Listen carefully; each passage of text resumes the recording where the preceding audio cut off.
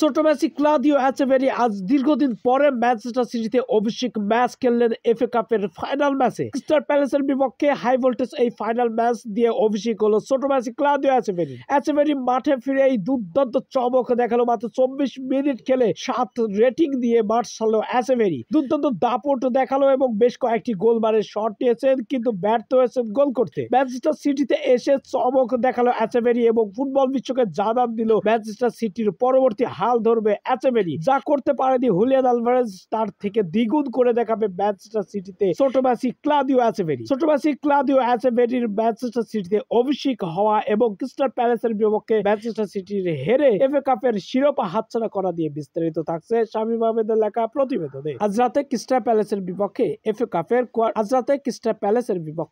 কাপের ফাইনাল ম্যাচে Manchester city মুখোমুখি লড়াই করেছে। সেখানে শুরুর একাদশে ক্লাউদিও এচেভেরিকে না রাখলেও দুর্দান্ত দাপট দেখাতে থাকেন ম্যানচেস্টার সিটি। প্রতিপক্ষের গোলবারে 26টি শট নিয়েও ব্যর্থ হয়েছেন তারা। অপরদিকে মাত্র 10 শটেই সফলতার দেখা পেয়েছে ক্রিস্টাল প্যালেস। ম্যাচের শুরু থেকে গোলের দেখা পেতে মরিয়া, এতে করে মাত্র 16তম মিনিটেই ক্রিস্টাল প্যালেস একটি গোলের দেখা পায়। এতে করে এগিয়ে যায় Crystal Palace. Manchester City De Bruyne, Erling হল্যান্ডরা দুর্দান্ত দাপট দেখালেও প্রথমার্ধে কোনো গোলের দেখা পায়নি। এরপরে দ্বিতীয়ার্ধে মাঠে ফিরেও একই কীর্তি দুর্দান্ত খেলতে থাকেন, চমক দেখতে থাকেন এচেভেরিরা। এচেভেরি মাঠে নেমেছিল দ্বিতীয়ার্ধে। আর্লিং হল্যান্ড, ডি ব্রুইনারা বেশ কয়েকবার গোলবারের শট নিলেও ব্যর্থ হয়েছে বারবার। অন্যদিকে ক্রিস্টাল প্যালেসরা ডিফেন্স লাইনে অনেকটাই মনোযোগী হয়েছিল।